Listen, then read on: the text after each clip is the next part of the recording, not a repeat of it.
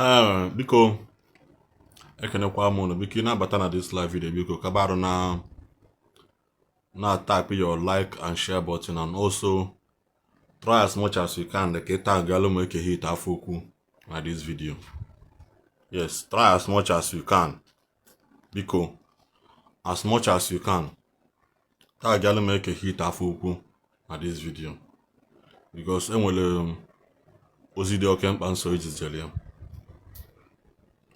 Ozi dị oke mkpa ncho ijizere eke hit onye afọ ukwu kaba na-arụ tag alụ na this video, because na tag ya egwe na nne osi le ego, egwe na nne osi ego, enwere nne eke hit si, enwere nne osi, so achọrọ m egwe na nne osi le ego, because na agbakata eze nkịtị fọrọ ga sikpuru kene nkata n'iru wee gwanya bụ eze okwu ka ọ makwa na anaghị echi eze echi, a na-amụ eze amụ, a na-eme gịnị, a na-amụ eze amụ. Biko na-ata agịrị na m eke hit na this video, because na o nwere ọbịa nchọrọ egwu ya mana ọ pụta ọ na-aba anụ aba eke hit eye ka eye ịgada na-ele azụ na nke ikpeazụ a ọ na-ekwu ka o si dị ya mma, ọ na-ekwu ka o si dị ya mma. Ịta ga-eke hit kaba arụ like ya this video, and also gịnị share the video, because na ndị eke hit na-esi ego ọnwụ ihe m chọrọ ịtụpụrụ ya. Eke hit mee video yesterday, mee video nya, because na ọ bụrụ na tupu ọ na-akaba, tupu ọ na-achọ na onye delete that video, ọ nwere video mere nya nchọ ka m play, because na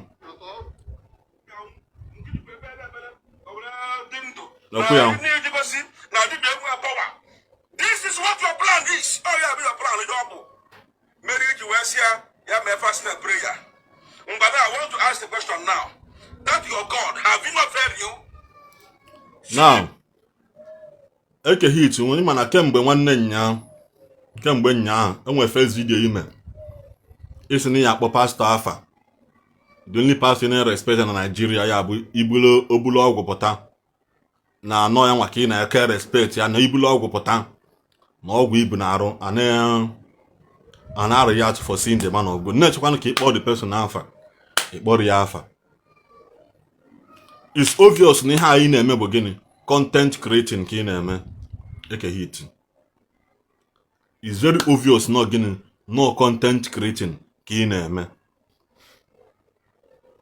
because na from need of just na nke gị nọ ikuku up story, ikuku up story ka ọ bụrụkwa na gịnị me na anụ afa gị na ewu na gịnị me na okwu gị na-ewu ewu na ọ na-ahakwa n'aha. Eke hit disgraces na ndị Okija na social media. Ọ bụ na o nwere ihe ị na-alụ na kpọ ebe gị je dị zuo ike, ndị ya patronize gị, ya patronize gị. Ndị na-achọrọ i patronize gị ya n'ụlọ onwe ha, ọ bụghị ọsọsọ gị abụ dibịa nọ na Okija. Anụ m ka ime video mmadụ mere gị video na-asị gị na ọ dị only verified native doctor enwe na Nigeria bụ eke hit. Mgbe na-ajụzi eke hit ọ nke pụta mgbọsị a ka ọ nke one ya, eke hit ọ nke pụta mgbọsị a ka ọ nke one ka m na-ajụke n'ụlọ. So after imechara that video, nke ahụ ejuru gị, ọ dịghị ka that video ime generate ọrụ gị traffic na your page, because ọ dị very obvious na ihe na-achọ bụ ihe iyi ekwu ka ọ wee gaa afịa ka e wee na-anụ afa gị, ka ọ dịkwa ka ọ ya sị na na-eme. Agwa gị enwe video m mere n'abalị na agwa gị si ga-eke hit nwe iwe mpịa gị ụtarị, nwe iwe mpịa gị gwogwo, iwekwa n'iwe mpịa gị gwogwo, iwe mpịa gị ịtarị, nwe iwe mpịa gị ịtarị. Because na imecha video nke izizi ahụ mecha ọ dịghị ka ọ sị na traffic agara aga, ewe mezie another one si na one woman na pastor si ya jee mewe fasting and prayer, o megide fasting and prayer, mecha fasting and prayer wee nwa. Iwe si na dị gịnị me na God aha asị nya mewe fasting and prayer disappoint ya n'ọnya. Oke eke hit, kedu onye si dị woman mewe da fasting and prayer? Kedu onye si dị woman mewe fasting and prayer? Who is that person? Ikalo bi weti photo. Na the video ihe a bụ video eke hit mere nya. Okalo bi weti photo Dr. Paul Eneche. T nwoke choosing. TB Joshua, late Prophet TB Joshua. Then Chizia nke Evangelist Ebuka Obi. So n'ime mmadụ fọ anụ tiri foto ha now. Kedu onye sizi the woman jeje me fasting and prayer nwụrụ anwụ? Yotago. Kedu onye si the woman ya je me fasting and prayer? Because unu create all this content unu na create. Una chefu na people are here, people are asking questions. People are again asking questions. Yeah. The title on your video, a pastor deceived a pregnant woman to fast for 7 days, and this happened. So please, anyone should be aware of fake pastors. This is the title in your video again. Now, title in your video email. So now, I am at Prophet TB Joshua Mugo. So in actually going all these 3 men of God, the remaining 3 men of God, Bundunya, Duma and Fasting one. You will people where tag here, where will for 2 men of God, where tag here a video na basa, because after listening to that video, I from any dot mark on it that aligned that has to do with in a video. What are you really saying? Okay, because I hear you when I make video video, your boys put on my page and ask me, when do you take a hit? When do you make even the fact now that video about AK hit bunyama can now. I said, when do you take a hit? Today, son, now, we boys, I follow a lot a Jew go those boys match. I wager and can and doka. Video T photo Gideon. This why fan I encourage you to dig because now Umaza yana no here. Aboni with 800 to 1 million naira year nyedi bena go. Why not you jiga bidolo wongi business? Why not you jiga bidolo wongi? Just want you make video encourage you to get it. See that money in no bona shishi. I said it. Agwamugi, I said, see Isiagu Maza. Mani batana my comment section. Say I should stop using your picture. Why am I putting your picture on that video? Why am I doing this? Why do you women cannot? Come go agwa kita. Eke hit. Kita kini go license use photo gi my video because on pan na ekwedewe ge nwe video mmele nya nkwukwele. Nkwan na ekwedewe ge bona gini. Ma video ahụ gbasara gị ma ọ gbasara gị ma eti foto gị dị. Ma video ahụ ọ gbasara gị ma ọ gbasara gị ma eti foto gị ebe ahụ. Because na onye na-asara ntutu isi wee taa mmadụ alụ, ịstabụ ya n'ike, so na nsị dị ya n'ike wee taa. Ịtabụ ya n'ike, iso na nsị dị n'ike wee taa. Because ihe anụ a na-ekwu na content creating ka unu na-eme is very ogosiga anya. The last time you drag your evangelist Ebuka Obi ka ihe nweta traffic on your page. Onewu, ọ dịka ya sị na onwere ihe ọzọ ị na-eme dị iche. Kedu mmadụ one eke hit ya boost nwesị na n'ikwudolo mmadụ one dị otu a. As it stands, even in that dibia ship nwanne unu na-eme eme. Echitara aja, echitara ọnụ gị. Okongwu dibia sef ka gị mma. Because okongwu dibia ka mboli si na ama m video dibia niile okongwu dibia kwere n'ọkụ today na akpọtọ anyị ma okongwu dibia ka gị mma because you have nothing to boast about. You have absolutely nothing to boast about. Onweghị onye apụta nwesi today na eke hit kwụbala mmadụ dị otu a eke hit kwụbala mmadụ. So he causes nonsense niile ahụ ị na-eyi n'onu. Ọhịa akụnụ ji egwe ọlụ one boy. Achọrọ m ịkpa afọ because na ụmụ onye mbụ very well. Hakunu jeje gwọlụ one boy. Be na one room. Osolu no apịtọ si ha na apịtọ. Oje nwa ha mebe oje gwọta nke ya. All this thing also cha na ụmụ ihe anyị na-eyi n'onu. Ewele owu kechikọsị ya not no no akụ inu dị n'ime ya. Not no no akụ inu nọ n'ime ya. Kechikọsị ya for 1 year this boy cannot renew one room rent obi ya. ọmụnwa jeje tọọ ya mụnwa mgbe a na-akwagasị ihe abịa chụpụ ya n'ụlọ mfụrịta mụnwa ji aka m were rezọ ka kpuchi abụ na aka inu ka unu tiri n'ime ya kechikọsị ya wute owu. All this rubbish unu na-eme na-edeceive boys. Ụmụazị kwesịrị ịgba mbọ ụna na-edeceive asị ha bịa ka eme nke a ka eme nke ọ.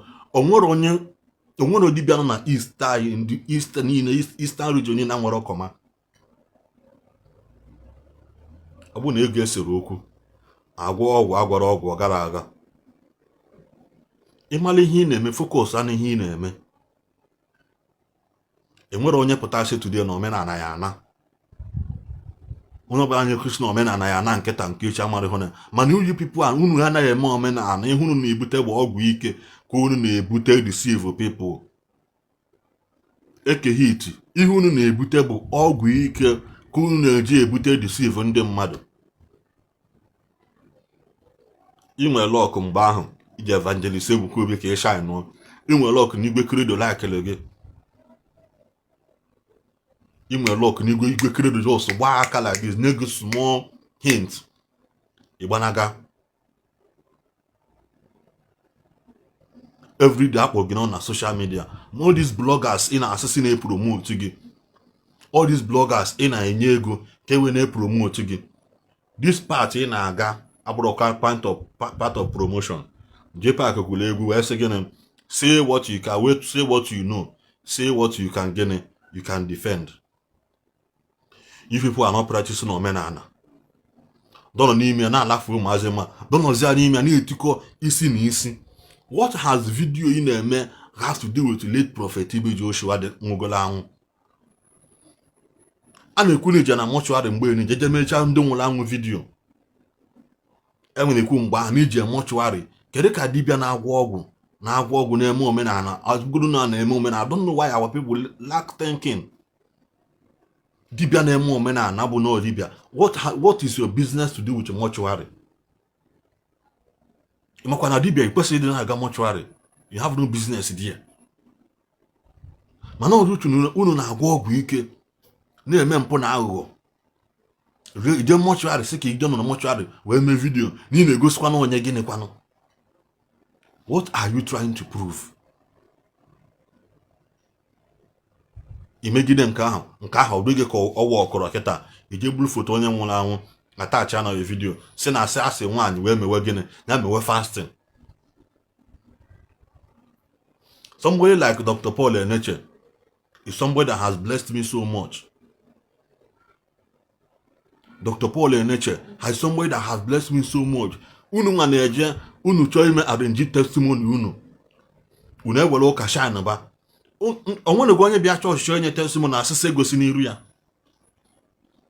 O ji gosi na ihu unu na-eme bụ gịnị aghụghọ mpụ na aghụghọ. Unu chọzi ime na asịsị egosikwa n'iru unu si egosikwa n'iru onye na-eme the thing. Enwe mgbe isi na-ebutere gị moto at the end of the day ọ bụrụ na gịnị nwe ọ dị uso bụ gịnị foul arrange up and down. Among for how long ka ya agwa ndị be anyị say patronize na all these things unu na-eme. Ịgwọ ọgwụ abụrụ omenala Igbo. You people should hear it from me again. Iji bute ọgwụ ike asị gị nọ in 2 days in 3 days obido mụtaba. All these things bụ gịnị asị. Like I said, nkwa na-ekwede ebe gị eke hit bụ na gịnị mee because ana m ekwu ya sị na ị na-abata na-ata gịlị m eke hit na vidio anyị maka ọnụkwu ya na ọnụ m na agụgo m ya nkwasị ya na ma vidio gbasara gị o ma ọ gbasara gị ị na-asị mọchasị na ịsọrọ ntutu n'isi wee taa ntaba gị this time around mma nsọkwa nsị dị n'ike wee na-ata gị. Mma nsọkwa nsị dị n'ike wee na-ata gị because you have proven that na number 1 na ị nwere ọgwụ. Number 2 na ihe bụ content creator. Ma akpọ gị deceiver because ejebe m na nke gị before. Onye jego na nke gị ka mgbe able to call you a deceiver. Mana mụ na-agwa gị na ị nwere ọgwụ because na it has been proven that na okongwu dibịa ka gị mma. Asị na ka emewe in that your leadership ihe dị ahụ unu na-eme. Okongo dibia is far better than you because na ọ na-eke hit nọ na afụbe m onye fi na-aklik hit pụta bụ mmadụ. Ọ na-akụ unu zuzugide ya nke ahụ na-asaba zuzugide ya mgbe ahụ onye na-echili gị mkpu na-anabatala gị ndị mmadụ. Sorry to say o, ahụ esichara ya ike. Ọ na-anabatala gị ndị mmadụ for over 1 year. Igwebeghere ihe ka esi bụla odogwu. Igwebeghere ihe ka esi bụla odogwu. A na-esi n'ụlọ mara mma pụtaba ezi. But o nwere pastor nọ Nigeria today, whether fake or original, ụmụ nwanne ya na-ata afụ. Whether fake or original, ya pụtasị gị na ụmụ nwanne ya na-ata afụ. This Dr. Paul Enechi itiri n'elu ebe a kịta. Nwanne ya nwoke bụkwa colonel na Nigerian Army. Nwanne ya nwoke big man na Nigerian Army ka ọ bụ. Nwanne Evangelist Ebuka Obi ị na-afịa na video all the time, twin brother ya. Ọ bụrụ na ọ na-ayọ nne nwoke choose nsizi agha gịnị. Ịmakwa mmadụ one ka nọ na under the payroll of a TB Joshua nwụgola anwụ many years ago. Ịmakwa mmadụ one ka nọ under his payroll ka ọ nwụrụ chọọchị o mechiri. Mana ị ya agụta ịma ngụta dibịa one nọ n'ọnụ na Igbo na-agwọ this rubbish unu na-agwọ this nonsense unu na-agwọ nwụgolu no shrine ha mechie. Asị gụba ha bụ gịnị aja dị n'ala because o nwebere onye unu kwado. Nobody can proudly say na this is who made me who I am today. Ọ ha na-epegharị n'abalị, n'abalị. Everything all about you bụ gịnị arrange. Eke hit ya gwa m akwụmi anya sị na ịdị more useless ka ke aha dị na mma. It was spell a knife. That ke ahụ ịdị more useless than that thing. Ịdị more useless. Onwe ihe bụ na mmadụ dị m na onweghị uru ọba. Because asị ka pronounce on knife. Ịma mkpọnụ ke ahụ. Mana other words dị bara ulu. So that ke ahụ don that place dị nnọọ ka ọsị na onweghị uru ọba. Mana adebe na ya edenye mana akpọbakwa ama mkpụ ya. Stop disgracing ndị Okija. Ọ bụ na ka iji ndị Okija ya nwụta unu ụmụde odis ofeke dibịa jụrụ ọkụ nwụta unu ke unu agbụ banish unu from that village. Amara m ihe unu dị eme. Ị nọ echu ofu ihe kukwe up si na asị gị na nke gị na pastọ nwanne na-ejega pastọ na Ebonyi steeti. Amara m ihe gị na a na-asịga unu sigagide esini na-agwọlụ pastọ ọgwụ. Ebe ị na-agwọlụ pastọ ọgwụ ngwanụ gosi na anyị asọ onye ahụ pastọ ahụ pụtara n'osini na ọ mara onye ebe na esini na-agwọlụ ọgwụ. Gosi na anyị prove that shows that ị na-agwọlụ this young man ọgwụ. No voice note, no video recording, no proof, no receipt of payment, no receipt of nka, nothing. Ege niile arrange.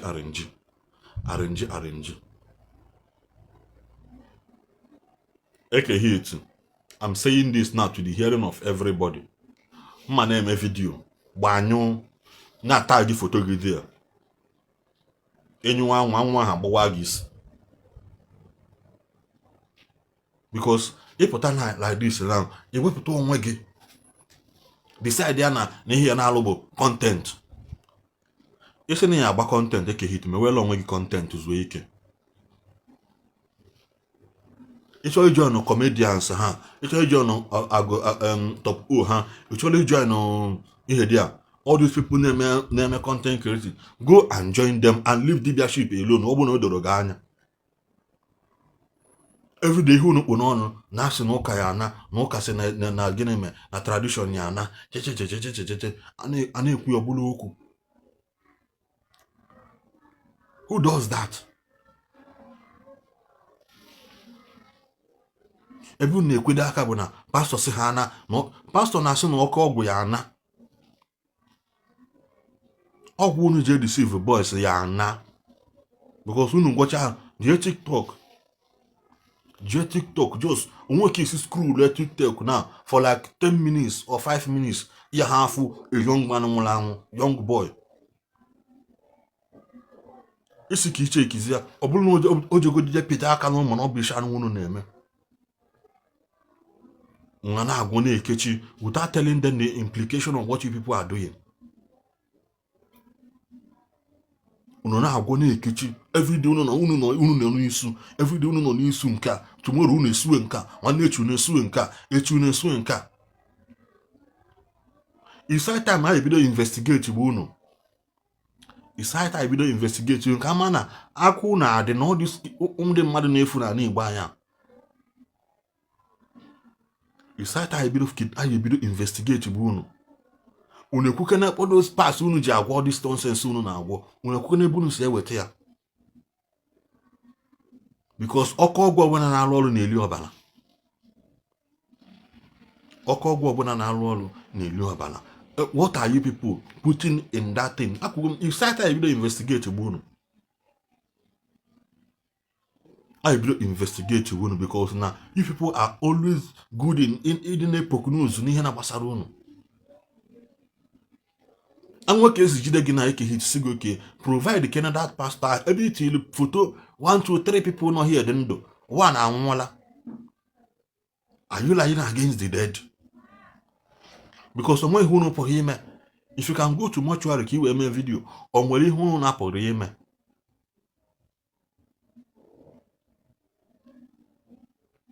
If you can go to mortuary wee mee video kedu adalụlụ anụ na ama nlụnwụ. Anambra State Government etiri unu anya. Ndị Okija isi time na unu chụpụrụ ụdị ndị a na village unu kedu ebutezila n'ụlọ na aja afa. Because what is the impact of eke hit na the society? Kedu the impact of eke hit na society? What is his impact na Okija? Enwere dibịa nke wulu mgbe ahụ o wuru alụ ọkaite apụta vidiyo ọkaite akarịa 200 kịta kedebe ha nọ 0. Onye ọbụla chọrọ ịrụ hotel kwa akwa ọkụkọ. Is that the highest thing people can do? Onye gidigidi efi ọlụ ha na hotel ebe a na-akwa iko ebe a na-akpọta underage emebishi. O nwere ike sef na na-eme organ harvesting dị onwere onye man because now this is the height of the day now.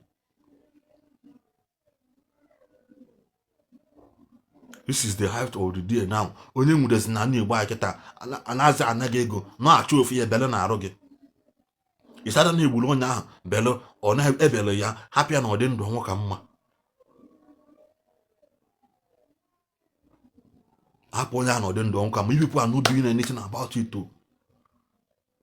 Every day pastor si unu pastor asịrị unu. Pastor nke a si unu pastor asịrị unu. Asị ka investigate ya ka ekwube di ya n'ụkọ apụta openly kwuo nya bụ okwu ekwu. What is the impact of ajọ ọgwụ na ana Igbo anyị as a whole? What is the impact of ọgwụ ike unu ebugharị? Kedu ihe ọ na-alụ? Ọgwụ ike unu ebugharịcha sọsọ family ha yes unu gbokalịa unu agwa ọzọta lista tinye ọkụ na bụ unu. That's only thing unu ya emenwu. Isi nwa na asịdị aka achọgbazi onye gwa m dibịa gwọchara ihe unu na-agwọ lụalụ ndị be ha factory lụalụ ndị be ha filling station lụalụ ndị be ha everything ya employ ha. The highest tier unu na-alụ bụ hotel guest house ebe a na-abịa akwa iko ebe Yahoo boys na-abịa alụ ọchị. That's the only thing. Unama no katakwana see these boys na jene kenenu je gba mbọ because I keep asking myself kedu ihe mere a young boy aka siri ike ka gbasie ike enwe 1 million na account gị. That 1 million is not enough for you to start up something. Ije chebe ọdị mmadụ dị ka eke hita eke hita dị tenwe half ya somewhere that cannot write up his name very well. Kedu ihe ọ dị? Ọwala ka ọwa agwụ. Because my ultimate anger in all these things is that now, can't you, even if you cannot respect the living, can't you respect the dead? Even if you, aka, cannot respect the living, can't you respect the dead? Ibro Igbo, mhoke sa akwanyela ozu ugwu. Ọ bụrụ na onwe mpa gị ma ọ nwanne gị nwugolo anwụ, mpụta kịta were foto onye ahụ tikọ ya buchi ndị dị ndụ chụọ ofu ihe na-akọ na the video sụkwu ya n'ọkụ na nsọ. What will you do in that situation? Ihe ha ewe iwe, ihe ha arị ya atụ. Ilis onye dị ndụ ya azalụ n'ọnụ ya, ma onye nwụrụ anwụ ya azalụ nwa ọnụ ya. Ekwubia na asụwa ya na ataki ndị Igbo, na ndị Igbo anaghị afụ onwe ha n'anya, na ndị Igbo na like Igbo idu onwe ha ọnụ. But when you begin to talk about the truth, Bible says now, and you shall know the truth, and the truth you know is the one that will set you free, not the one that you did not know.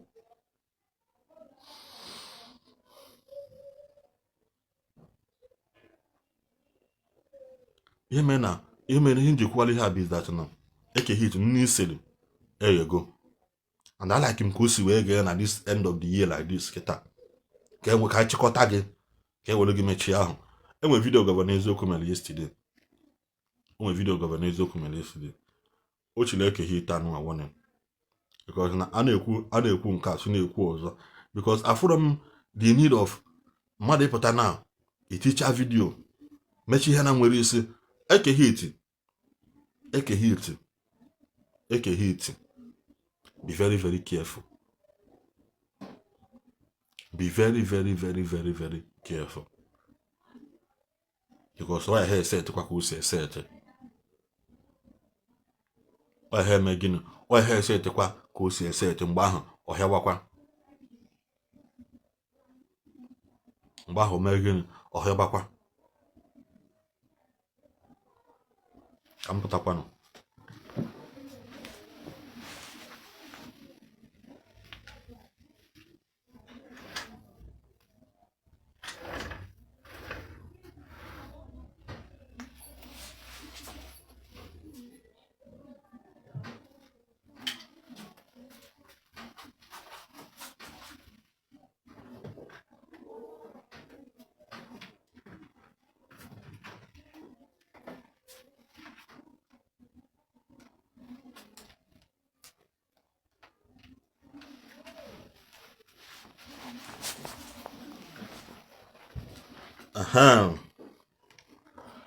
Like I said, in my video governor eziokwu mere nya. Ebe na check hit warning. Maka na asị na gbara gba ahụ ọ bụrụ gịnị omenala. Kedu ebe that video nọ kịta ka m gosi unu ya because na ọ sịrị eke hit na akpachara anya. Kelekwa m ụnụ Igbo ndị ọma na-ege m ntị biko. So hold on, let's go there so that people here, even from your village, there are 1 or 2 persons he has blessed there. So you don't look away from these things and start fighting the man now. They don't look good now.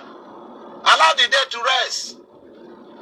So okay, if you try this next time, I'll deal with you. That's my statement. That's what Governor Izoku said. This is my nose, this is my teeth, this is my eyes. I'm telling you, I'll deal with you in any hand. Each other spiritually. Even me sugi spiritual loco. You better not even. I don't you know me, I don't joke.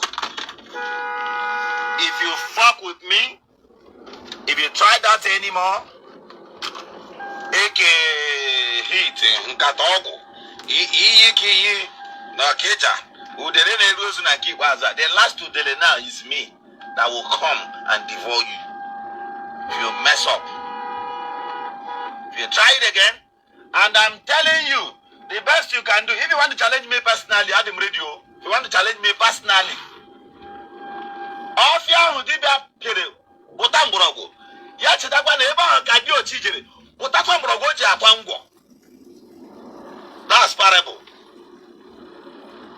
Off ya udibia jere, we botamborogo so geji abu emenshi. The same of Yahu, Yechefukwana, Eba Kadio China Kungo Jere, where Potapan Brogo, Pata Vivia, Oji we nche, oji chekwa ngwo. Be careful. Don't try this bullshit next time. Aha. Kwanogonem. Kola de naka no so some na ekwu okwu maka nya bi ihe. Eke hit no overstep boundaries ya. Eke hit na eme gini. Ọ na overstep boundaries ya as a dibia ọwụ. Ọ sị na ọ wụ nkata bi iyi ka ọ wụ ihe nwanụ bi iyi ka ọ na-akọ. As a dibia ọwụ, he should know his stand, he should know his level. Omalaka nni, omalaka ekpia. Omala ha n'aka nni ya, omalaka ekpia. Ihe menju ebe kita ka ngwa ya hụ ha n'ihu ụmụ nwa jizat na. Eke hit ego ga ahịa, ọ price go. Because now all go very obvious, like I said from the beginning. Now these DBS now, but content creating. But content creating. Ona akunu sigide ya mgba akwa ọkụkọ. Because afunu bịa mihunu men no melu ya n'isi. Asike kwubia, kedu dibia ahụ melugodi ihe n'ụwa na nke a melu ya n'isi. Ka kwuda ya kịta ka odo anya. Ka kwuda ya kịta ka odo anya. Kedu dibia dị ha melugodi ihe n'isi. Starting from mgba akwa ọkụkọ bido wube. Ewe akwa ụgwọ akwụrụ ụgwọ ego gatakin. Small boy bịa to ebini. If people denied that boy not all ebini ahụ. If people denied him not all ebini ahụ. When for ezo kwusikwe, that small boy tọrọ ebini ahụ mgbe ahụ. Ọ tọrọ ya. The boy tosi ebini gidi asị na ọ tọrọ ya gidi akụgide akụ nke ahụ na ihe enyi ya nwoke bịa sị ya mgbe asị ya gịnị akwa ọkụ ekwechili inye na onye ọbụla ego. That's how you na-atụ n'ilu si na dibia gwọrọ ọzọ mana ọzọ gburu nwa dibia. Who could have believed na a small boy ya bịa mgbe atọ data ebini ahụ akwa ọkụ kpụsara mgbe ahụ. Ụdara the boy tie ya jaja. But at the end of the day, somebody somewhere admit that the small boy told that ebini ahụ. Later, after the deed has been done. Kita no wekwala eke hit ko again on his own part. Nwa abanye government Anambra State. Mbanye dia. Mbanye government Anambra State. Ihe ma achịkọta unu, ọ make sure mwepụtara unu 1 week. Mkpokọsị mkpokọta unu ebe na nke ime edo ha anya mkpokọta unu because what is the importance of dibia na man teach ụmụazị the way of truth, the way of the ancestors. Okidibe gochara egwu si na this is him going back to the ways of his forefathers. The ways of the forefathers ọ bụ ije bute nkata ọgwụ dosa. Ọ bụ ije kpụọ alụsị na nwere isi butesa na awụ ọbara n'elu everyday. Because if you did not know, ọgwụ ọbụla na-alụghị ewu today, echi ọ na-aga atụrụ, nwanne echi ọ na-aga ebini, nwanne echi ọ na-aga nkịta, nwanne echi na-abịa abịa before 1 week ọ na-aga efi. Ọ na-acha aga efi ọ bụ na ị na-enye efi one day o demand ya ofu nwa gị. O demand chaha ofu nwa gị, o demand ya ọzọ. Because the higher the assignment, the higher the sacrifice. The higher the assignment, the higher the sacrifice. But this is not what you people are not telling boys na ben and cool. Every day ones are now n'ike. Bagalia villages now. Bagalia now these villages now, rural areas here now from 28, 22, 21, 30. Guinea bulia ogo bends today one nature. Guinea bulia ogo GLK one nature. Police waboya one nature. Guinea bulia na penya police zoli here. Police gbapo accidental discharge. Nka ha aga. Ogolo makabio na akonko go something being okay a young man kwesi ibi ogonogo ndụ akonko ndụ ya 50 years and 2 weeks bi ya ojebulu ego na shine.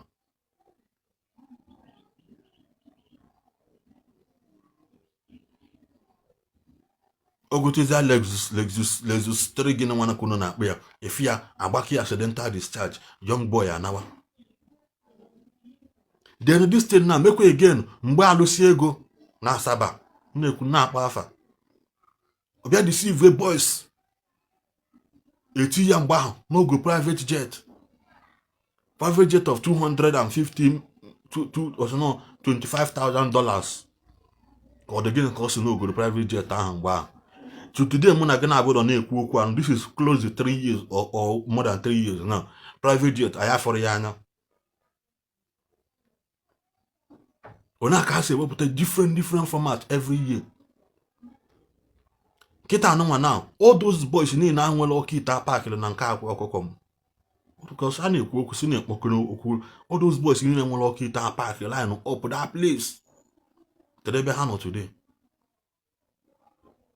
Ọ na-azụ ka ahịa gidigidi ma ndị ha na-eje eti egwu every week. Where are they today? Agwa m the highest thing ndị ahụ alụbụ gịnị? Hotel, and once alụ ha na hotel ahụ, achievement ha, that's their biggest achievement. Because this has been the trade, this has been your trademark right from the days of old. Mgbe ahụ ndị niile ahụ Oliver tụchara n'egwu, mgbe ahụ ndị niile ahụ tụchara n'egwu, ma ndị lụ hotel ma ndị lụ nka, where are they today? Because their biggest achievement bụ hotel. All those set niile right from old, because it has been a pattern and it's still repeating itself again.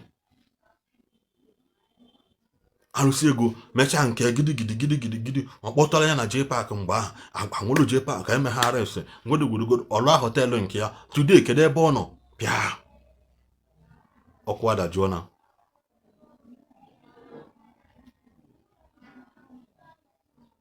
nke ọzọ nọ Asaba mgbe ahụ mkpọ na nke ọzọ nọ kedu afọ ya nọ n'obodo Ekehị taa Okija.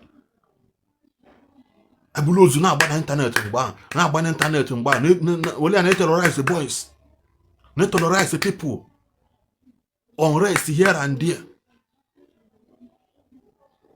Mana ozugbo ha ji eje tọọ the last one, ha ji ebue n'ọka evangelist Ebuka Obi wele ha anya gidi so ha onye ọbụla petapịa nke ahụ mkpọmkpọ na anagbalụ. Still people are not ready to learn their lesson. All that glitters are not good. Why not ịkwụba aka gị ọtọ chụba nke gị n'ike, chụba nke gị nwee bụ na this is your own, you pursue with all your strength and all your might. Asị onye kwechi ya ekwe.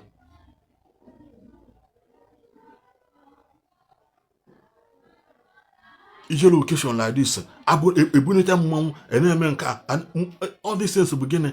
Lack of direction and gịnị and purpose.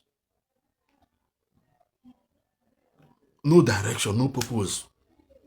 The highest you need a if you need gain, as if that life depends on money. If you need like this, and we can actually the wedding so can I am only 200,000 a wedding here. Change it to 100 naira note.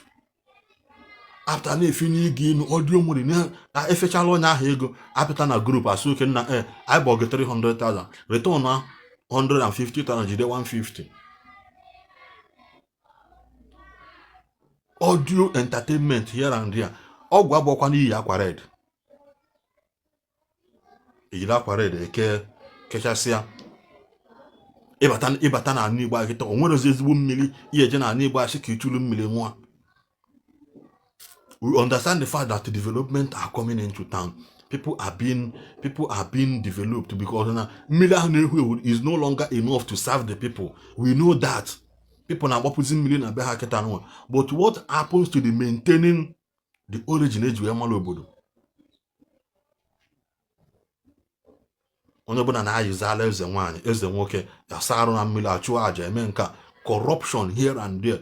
It corrupt to change the minds of the youth. It corrupt to kwa ihe obodo ji wee bili.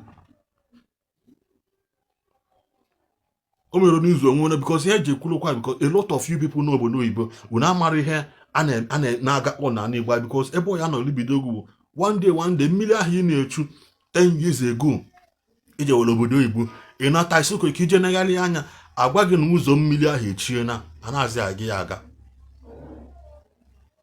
Ọ na-eme in so many villages today. Ọ bụrụ maka gị na ofu onye dịka Ekehị etu apụtago na gbaburu ngada gbachiri ụzọ gbachie si n'ebe a ka ọ ya je na-eme agwụ ya. O nwezi ike ọ bụrụ na onwe ka o si eji teta ogoro obere 2 million or 3 million na akaụntụ ya. Ị na-ekwu na-asọnye ndị ọya asọnye ego n'aka, obodo a na-aga a na-etili ya mkpu chele gaba highest na oyi egote m Corolla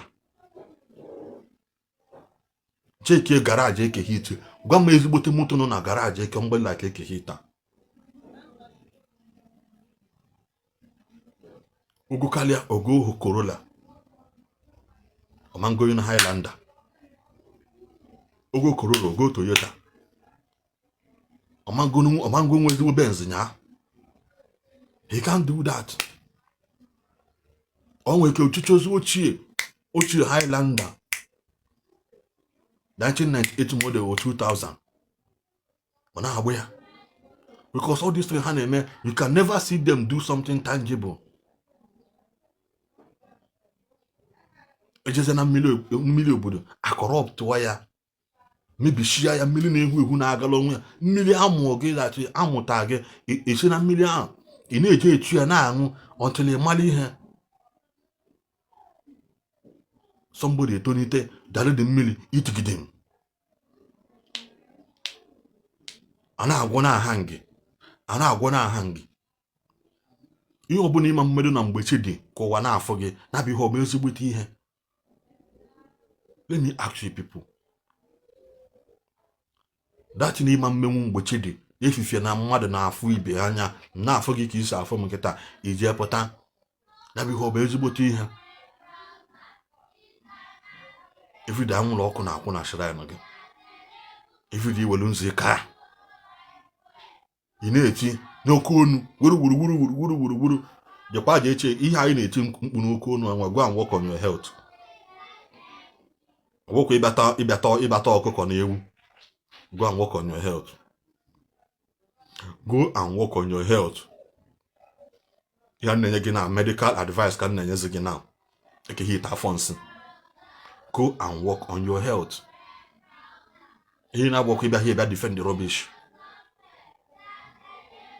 Go and work on your health. You work on your health. You check BP because now onye ha ka gị like this now. Onye ha ka gị should not be shouting up and down every day. Ihe ha nọ na anwụrụ ọkụ all the time. Mara ihe yiyeli mara nke ya asọ. Mara who to attend to. Ọkwa na na-agwọ ọgwụ ga ahụ ya agwọ. Ihe na-enye gị taa cool medical advice now. Cool medical advice. Ya na-enye gị free counseling. Mgbe ya afụ video anụnwa free counseling. Ndị otu gị na-abịa defend gị na my comment section ma post a video ma nti foto gị. They should record this part and send to eke hit afọ nsị. Ya na-enye gị free medical counseling. Go and check your health. Check your BP. Because nnukwu afọ ga anụnwa ha na-anụnwa now. Ịdị ọkwa ndụ. Kaja Attire dịkwa. Mgbe ike dolu na-eti mkpa na-etigbu awa ndị na egbugbugbu like this akọcha ya ọbụla akụkọ. Go and check your health. Start working on your health, even if not for anything, at least for the people that still love you. For the people that still love you. Ọ bụrụ exercise bido. Ọ bụrụ iji ụkwụ nkịtị kpagharị ya, iwere ụkwụ na-akpagharị. Mmasị gị je gbawa na this your weight now, o enye gị nsogbu. Ụkwụ ya aghasa gị ụkwụ enye gị nsogbu. So first of all, ibido small. Ị na-etere eketo, ị na-agatụ nke bụ ije. Ị gatụcha nke bụ ije, then you know what to avoid. Ọ dịka oke anụ na-ebutere unu na-abụrụ na brain. A na-ebutere unu egwu anụ na ọkụkọ anụ na-ata. Ọ na-abụrụ na brain. So, eke hit. Leave men of God and work on your health first. Mana sikwa nne ka ya continue na-ekwu ihe a. Isikwa nne ya continue na-ekwu ihe a. Ọ bụ n'eziokwu mee video. Jekwa je jụọ ndị otu gị bụ ndị Okija. Jekwa je jụọ ndị otu gị ka ọ dị. Jụkwa ya gajik maka m. Ịmakwakwa ose dị mụ na ya na-abụ. Jee jụọ gajik maka m. But when I go to ya, we feel no you head in there. Still or Josie you. Can we see your gaji respect to long ya. Jokwaya ka last year dia. Jokwaya ka hodi ya.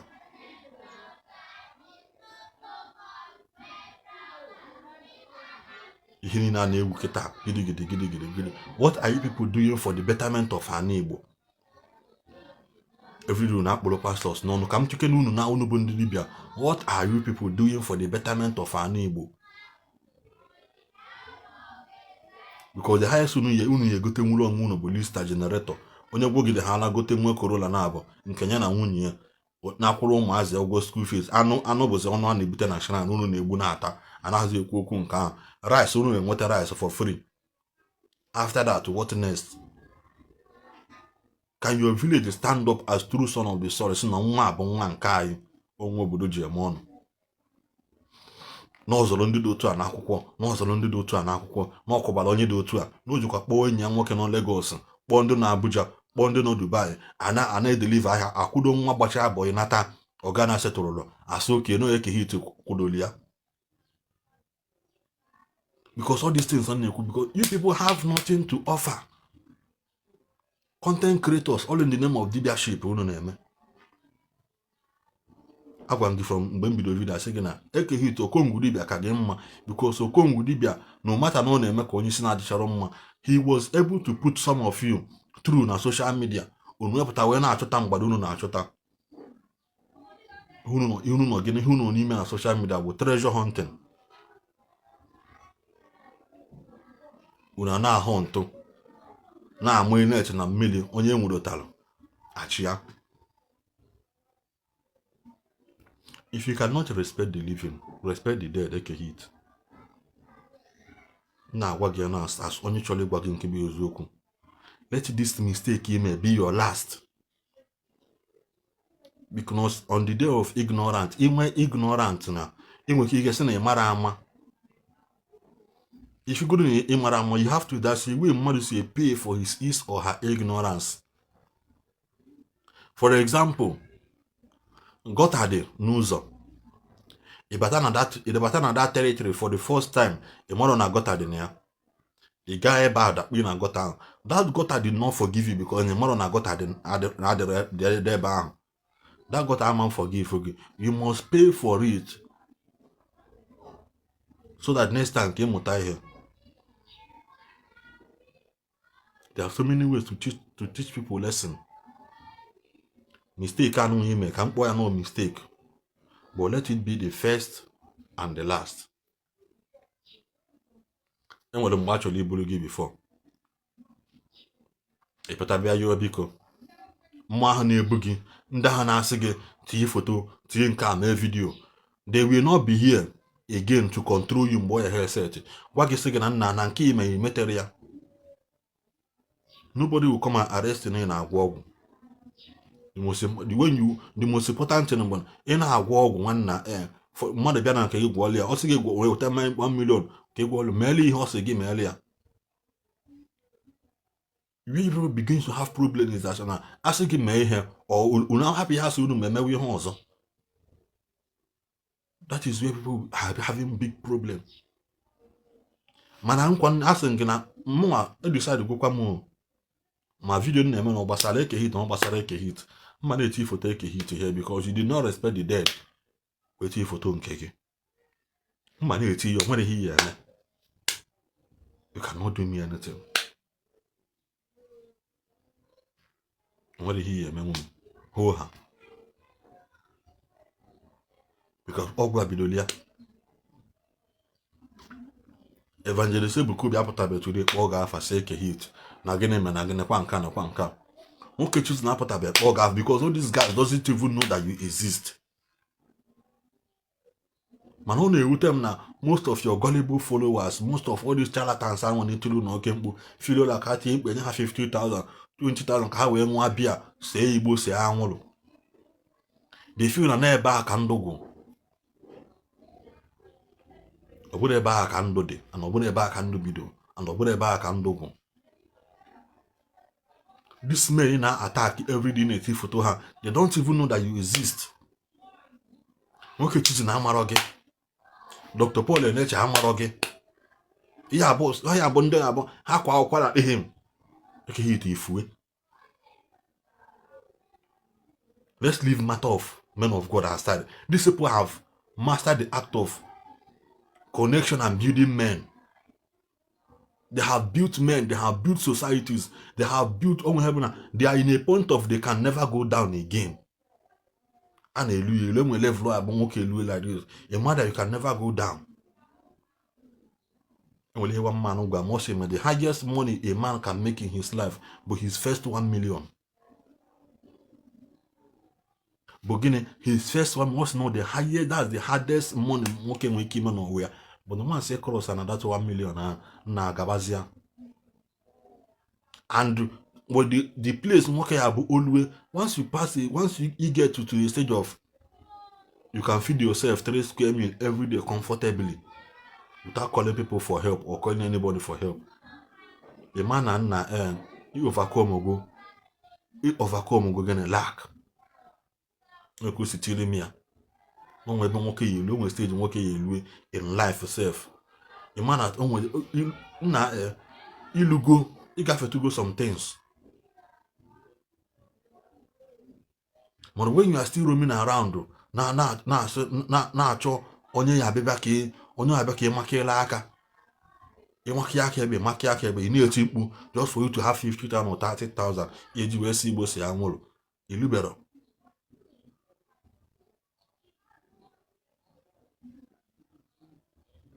So, like I said, I can to respect you onwe. Because now ogwa bidolo nka. Ogwa megini, ogwa behe bidolia. Mana agba photo gị every day. Onkwa nnekwede wegede ha. I will not leave you seeing a mistake. Mana agba photo gị. My video ahụ mmere ọ gbasara eke mo gbasara eke. I will be doing it. Onwere here me. I'll be doing it because now onwere impact inwe na society. Go ọgwụ gị bara onwe gị n'ụlọ. Men solve value everybody with their own group, with their own niche, with their own people hana alụkọ. Ihe apụzi ndị agị na ha na-alụkọ, ị na-alụchalụ ndị ọzọ. Afụnube mebe ebuku bipụta ti foto hit na video na gwabi okwu. You can make a video without putting pictures. You can say what you want to say without putting anybody's image there. Chibi Joshua Mulangu kilo nwa omaroge. Abia ka echi ike na that your village ahụ bogene bo Okija ahụ. There are so many people that benefited na the beginning now because TB Joshua existed on earth. There are so many people that existed that benefited because na TB Joshua existed. Man, you could not respect the dead. Every this thing na na-ekwu ya na ndị mmadụ na-efeel na mama ihe na-ekwu. Ndị mmadụ ihe ije mortuary mecha video oduro gị. Ijecha mortuary mecha video. No, I'm strong. I say no again. Take a hit, we continue posting the pulpit bandit. Nothing will happen. Not even now. Not even. Almost not even. I saw me it is now. I saw me. I didn't say you should stop. When I continue, man, he should also tell his boys, like Ndo to give market and one about his boys. But I will still be doing it. It's so shameful in Noron Boys like he should go and work on his health. A bullet photo can be defended. It's so shameful. No make he to not get in a tillium. You man we are saying na this is can 1 or 2 things in them. Nankai many material.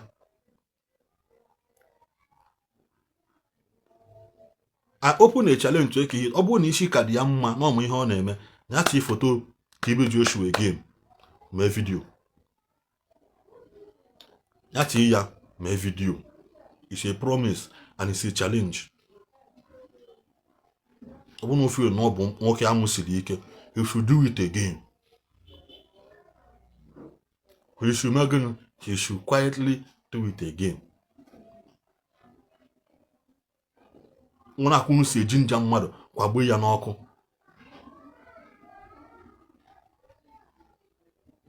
Una kunu si jinja gidi udele kita onwezi onye na-akọta akụkọ ya. Una kunu si jinja gidi ya sa jele fire on jele big banner bie nka chilo na aga. Kita no anaghị etikwa mkpu about eke hit na. You don't hear na asem don't be local. Nothing like respecting the dead. The best thing you can do for the dead is bury out them.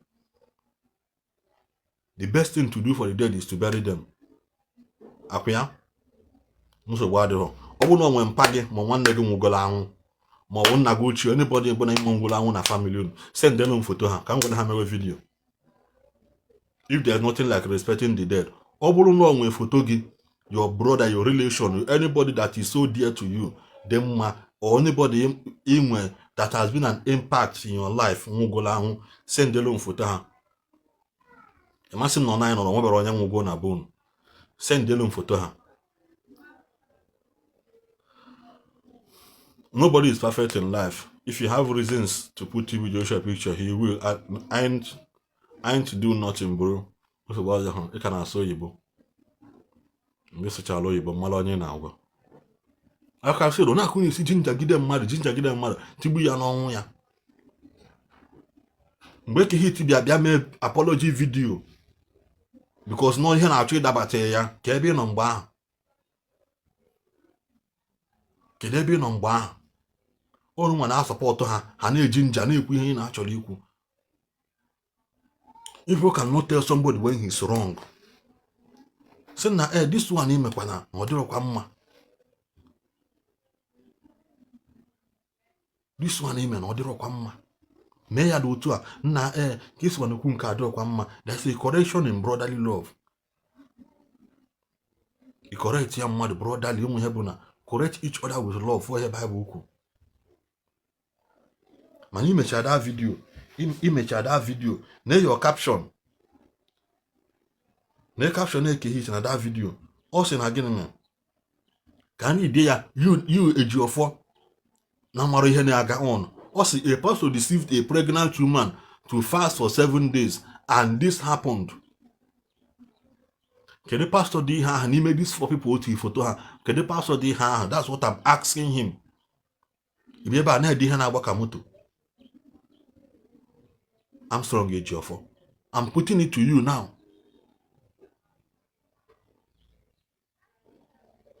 Kedu pastor they had deceived a pregnant woman to fast for 7 days? Okay, see whether that TB Joshua Mugo. TB Joshua is dead and gone. You know these 3 people now. Kedu married the thing deceive with the woman into doing that fasting now for 7 days now. For 7 days.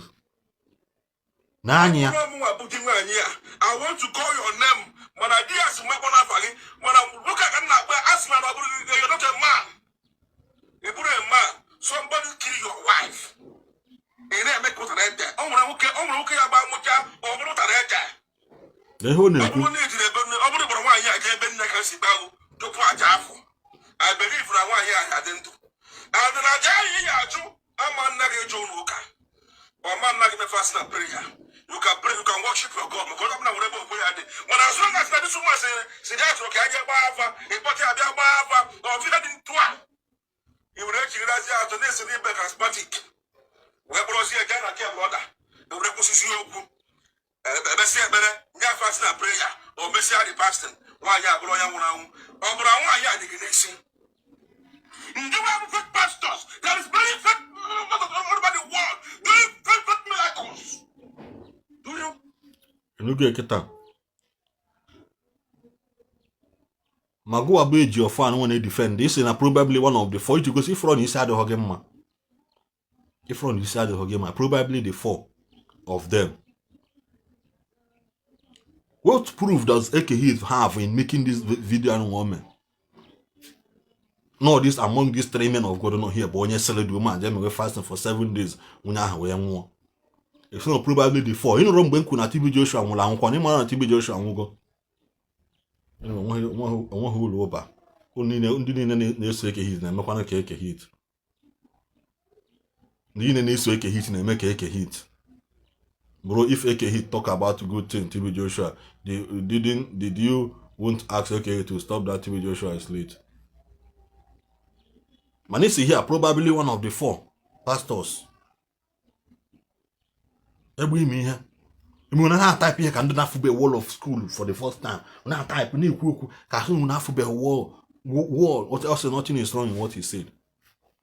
So bad, like I said, I don't know social media, my brother. One time I'm go with you. Like I said, he did either divert and he neko. Eke hit. Man make video eti photo gi. What did he mem? Not go. Now that video because I can boldly in my mind I can tell you that all these men of God eke hit they have nothing to do with ihone ekuna video ya. They have nothing to do ihone ekuna video ya. So like I mene eku ya eke hit video gbasara gi me eti photo gi there. What did he me?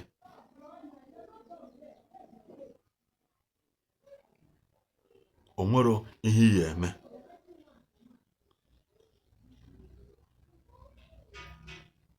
Mgbe ije mortuary je me video, you mecha nke ahụ dịghị ka nothing dey happen no nwere people man to na gi na-achọ ka ịdaba na trap ị na-akwado ịdaba. Ị na ha da small ị na ha eti igwe ụkwụ small. Need to see really boys ije bute nonsense ọgwụ unu na-eje ebute. Unu bute boys boys ọgwụ today, boys anwụ echi. Onye bi ọgwụ today ọnwụ echi. Onye bi ọgwụ today ọnwụ echi.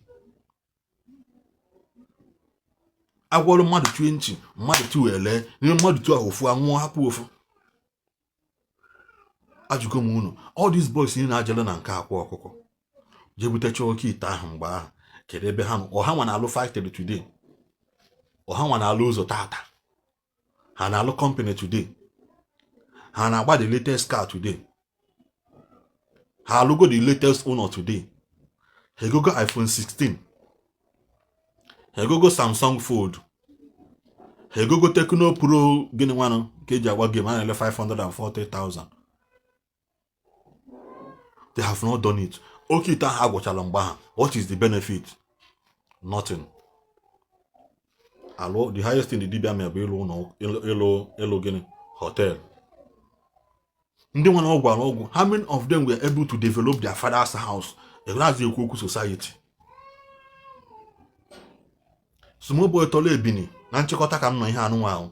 Ka m na-enye summary of my discussion. Small boy tole ebini. Mgbe akwa ọkụkọ nga ahụ owulo gidigidi. Why otu ikwa ebini ha challenge again? Why otu iri ọzọ? Because mgbe ahụ feel no ka ọ wụrụ talk of the town. Why otu ihe again?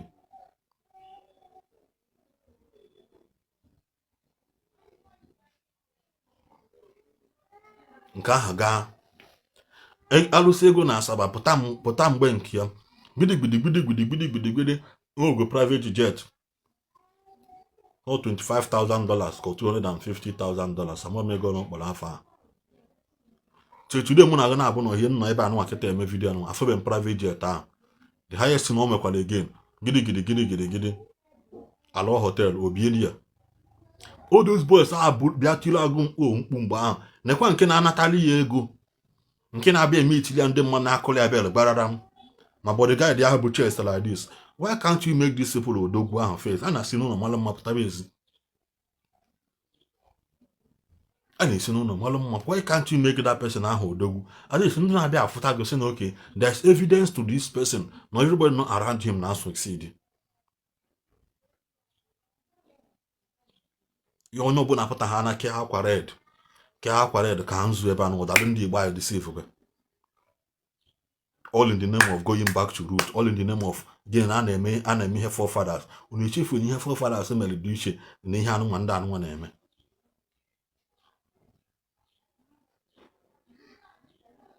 unu echefu n'ihe na dị so far as mere dị iche n'ihe ndị anụ nwa mere.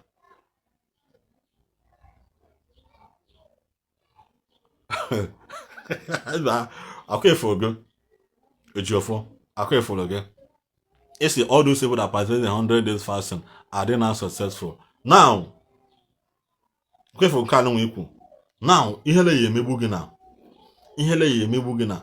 100 days ML last year has more improvement than came this year. Just to show that people participating in idea are doing well. Let me break it down. 1 billion last year, that this year 3 billion. That's to show now they move forward. That's to show now they move forward.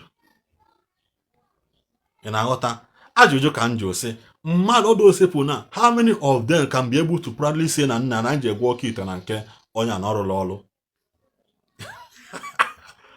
Kedi hu yeji ekuye. Kedi hu yeji ekuye. Thousands of them join vigilante in a village, not chosen the high teacher. Thousands of them hide the channel your villages today. Thousands of them, how much are now in many villages hide the under vigilante. Not chosen ye John Abana, will ever honey be a babu now, be no kidnapper or no unknown gunman, Nali and Koji. Because a guy man lose here will not open his mouth no lose here. No, I am but my anachiata, chocolate bozo, or a swear watching. I won't marry him, I couldn't be a some of them go back to Aburuship Hanalu before. Some of them are regretting it. Why had you walk it? Why had you but they have no voice to come and speak it out. Oh. They cannot say it. Mokwambe okite wubel. Mmadụ na-ebutela okite bụ ọgaranya today. Mokwambe molu okite wubel kwa years ago mgbe okite wubel about this nonsense ha na-emeketa ha na-akpọ okite. Makwana ka m gwakwa gị makwana onye gwọrọ okite na okite ogwe ha na ha nọ bịa.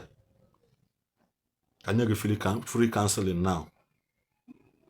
Onye ọbụla gwọrọ okite mana ogwe ha na ha nọ na bịa. Oya nwa excuse me. Ọ nwa bụ ije na some villages ị na-aga n'ọhịa ife ebe alụrụ obere ụlọ na empty land lụpụ ya alụpụ ido na o nwere ihe dị n'ime ebe a maka na ọgwụdo ebe a maka na oke ite na maka na o nwere oke ite ya agwọ you can never hear the cry for baby in your house.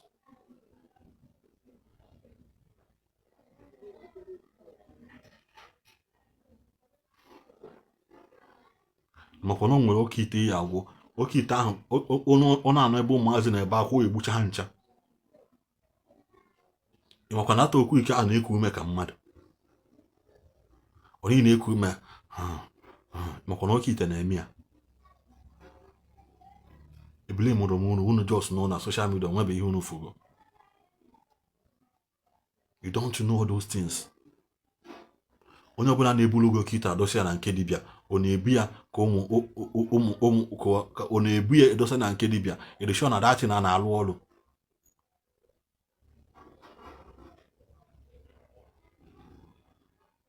Ị na-ebulu oke ite ị na-eje ebusa na nke dibịa. What happens to ebe nke gị? Let me tell you the truth. O nwere onye na-ebu oke ite na-alụ ọrụ edosa na nke dibịa. All those things bụ gịnị? Fa. Attire asị gị wake up. All the same thing ka m na-agwa gị now. Wake up, mali ihe. Ibasi na ebe you defend the rubbish.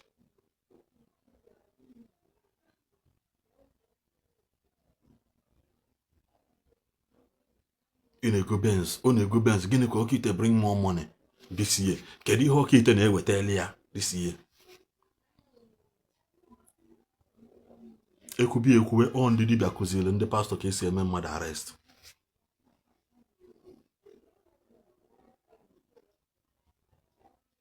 Ndị dibịa kụziri ya ka esi eme arrest. Ndị dibịa kụziri ya ụzọ police station. Ya ka nna agwakwa gị nke gị ji ọfọ. Wake up. No young man ka ewu. malihe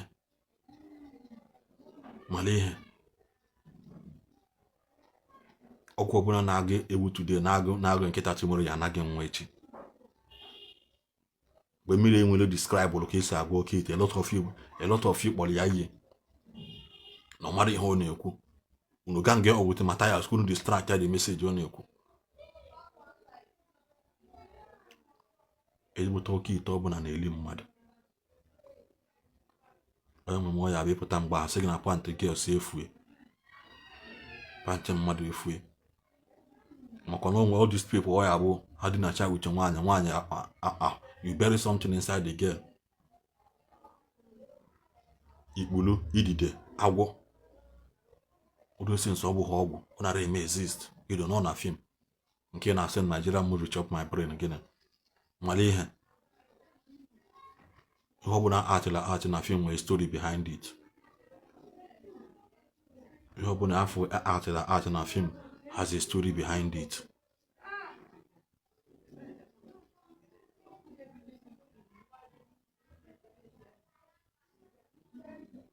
Dibịa na-agwọlụ ga-ajụ ọgwụ, o nwere nwanne nwoke ọ ya agwọla because na ha ma na ihe ha na-eme na onwere ka ọ dị. They will be very very ashamed of themselves na tomorrow nwa ha pụtabụrụ imbecile.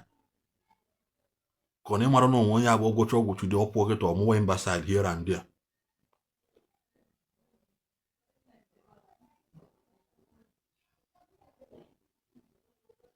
Maka na onwe onye abụ ọgwụcha ọdị osi na ọpụ tomorrow ọmụwa imbecile.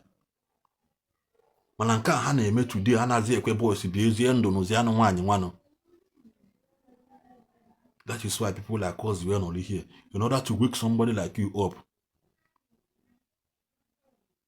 Ejigola aka musachi brain. All those things ha na-ekwuzi boys nwale ha na-eme. Ikpagharịza here and there n'afọ obituary 21, 22. Ine na-efoto ọnya ifu na baggy trouser ka oyi otoboto trouser. Till iPhone na-abụ n'aka.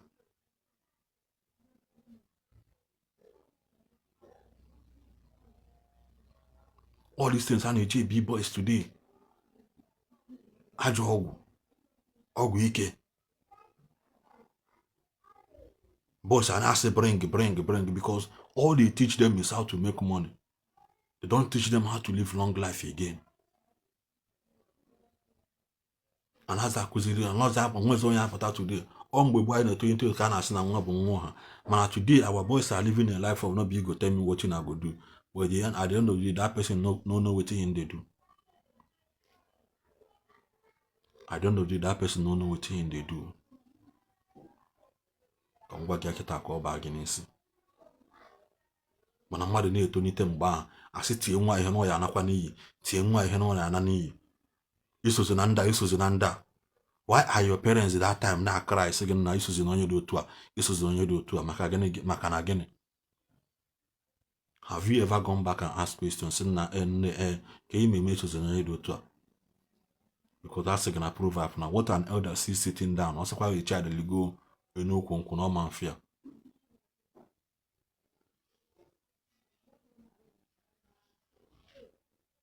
A na-eji ndị mmadụ. Boys are na-anwụ n'ike.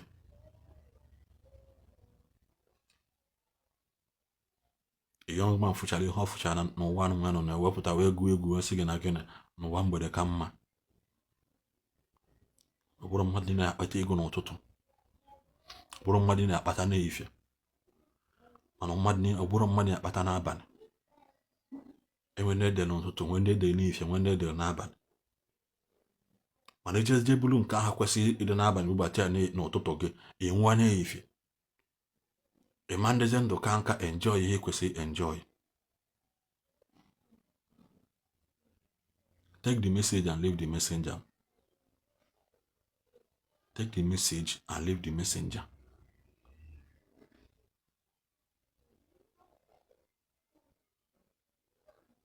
Take the message and leave the messenger, young man. Wake up. Wake up. Person never tau.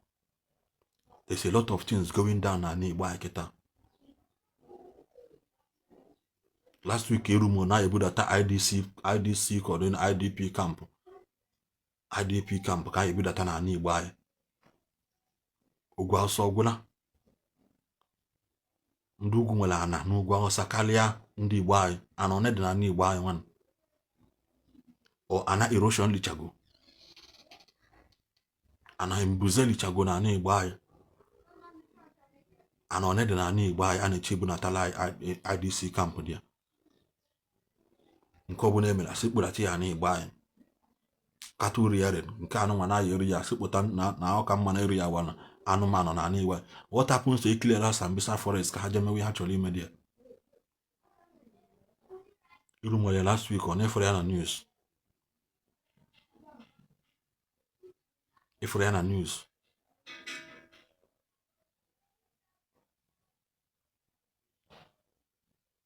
no here na defend ihe na nwere isi somebody like Eke hit but only distract the boys.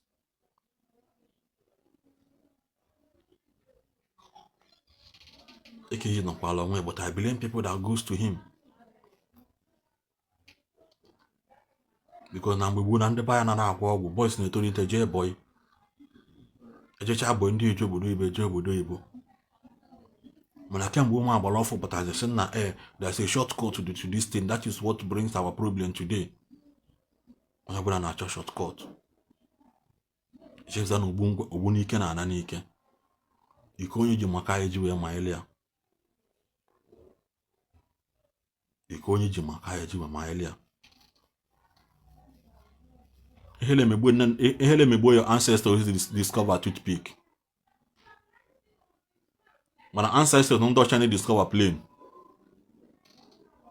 Ancestors don't touch any discover plane. Ehele megbo ego obu no toothpick can your ancestors discover. Shame on you. Ancestors be discover toothpick don't buy an amp na na supermarket. Ehele megbo ego dia. If that is the only thing ancestors to get discovered, because my own ancestors discovered is way far beyond toothpick. That is what my ancestors discover. Shame on you. Obone be na comment him same ancestors he discover toothpick.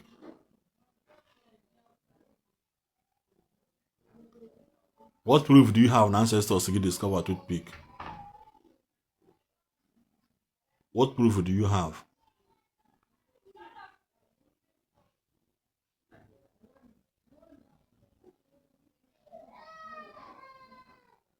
Let me work there. Iya agwa no ike hit na agwa ogwu na ele 4D. Si anya agwa no ogwu ka onye Igbo abụrụ president. Eke hit na agwa ogwu na ele in 4 days, in 3 days. Si anya agwa ogwu ka onye Igbo abụrụ president. Hele emechi. Like I said, eji gba mbọ wee mara ndị Igbo anyị.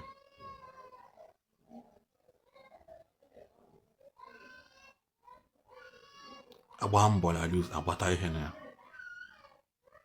Isi n'aka onye adupu onye, isi n'aka onye ọzọ dute onye ọzọ. Mụnwa na ebe agbala onye Ebonyi steeti boy. Ama onye Anambra, mana agbala onye Ebonyi steeti boy. That is how the chain of development happens and growth happens na Igbo anyị. That's how it works. Mana today, onye dibịa ọbụla nọ ebe ọbụla nọ kpakparara nwa boy ewepụta ego eji setụla je binye dibịa ka ọ gwọọlụ ya ọgwụ. Ọgọzialụ gị ọgwụ nọrọ n'empty shop. Ego esi n'enu daa. Wake up.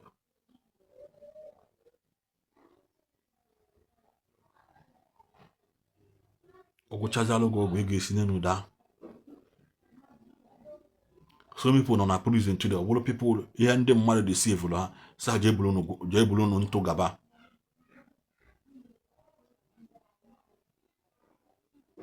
Bulu nu ntụ gaba n'ụzọ ga. Some people, many of them nọ na prison today. Ọ bụrụ maka gịnị ihe mmadụ mere nwanne ya. Enyi mere enyi ya. Enyi mere enyi ya. ndị ọcha na-atụ proverb sị na gị no over trust mere azụ ọmara nọ mmiri ọ nọ n'ime aka ejikwana wee sie ka ọ ghee. Over trust mere datin azụ amara na mmiri ọ nọ n'ime aka eji wee sie ya ka ọ ghee. Don't be deceived. All that glitters are not gold. All that glitters are not gold. Sometimes take your time, go and do research.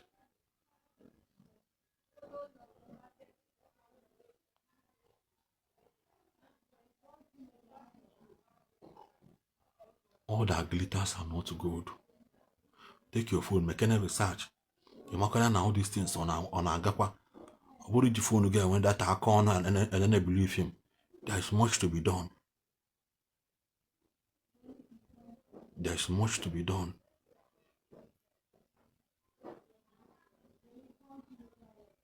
Social media will free. A lot of people are making money off social media. Mark Zuckerberg now, he has in Egi across under $200 billion. Why can't you take advantage of technology now, Potan? Can't you take advantage of technology? Reconnect, build your own social media space, build your own influence, know your own community.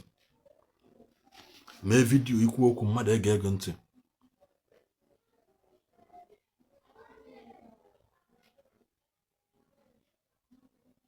In a video, mother gegante. There are so many people who use social media for the betterment of society. A lot of people have go on social media. Obono maka maka video emela ha. That boy obikubana na azo na school. Gochawa Goli University. Or because I'm had a video of him posting on social media born in yellow the prison the motor in the prison aka na VGC na Lagos State. Assist Choba this boy Mbasha Talia may interview one organ school man when they go university. Obikubana adopted him. Saying whether he will see that this boy go to school. All the power of social media, whatever na bia corner can marry the cage of marry the cake hit. On the men on your abudeke hit, I say, well, Africa account now comment. My friend, wake up. We are going into digital. Our motaria na coronavirus. Motana the world is going digital. In a good business, make sure now most of your business in online community. Makada mama. Nobody on lockdown, business can on lockdown. You can't be on lockdown, business can on lockdown. Malay, young man.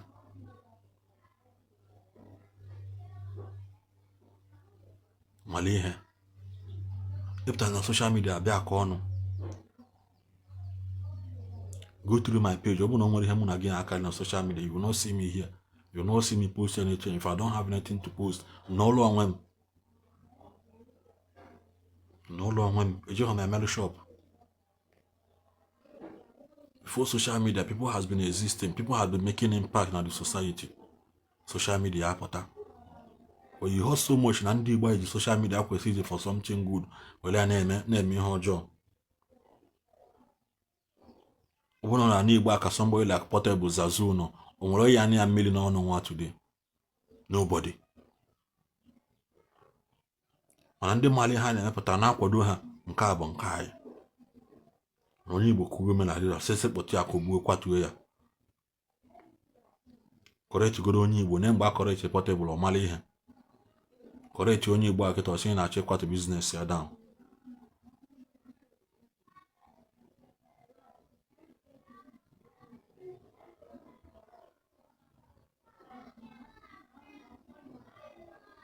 Maloney here. Like I said, eke hit cross go boundary. Nisi there you go. So I need to gi akineli. Nisi there you go. You could check one con ham no. Ejiofo. Kabaro follow this page. Share this video. Like here and also getting. Share your like here and also follow this page. Be back here receive resembles. nọ mmadụ ka ewu ka ọ dịnụ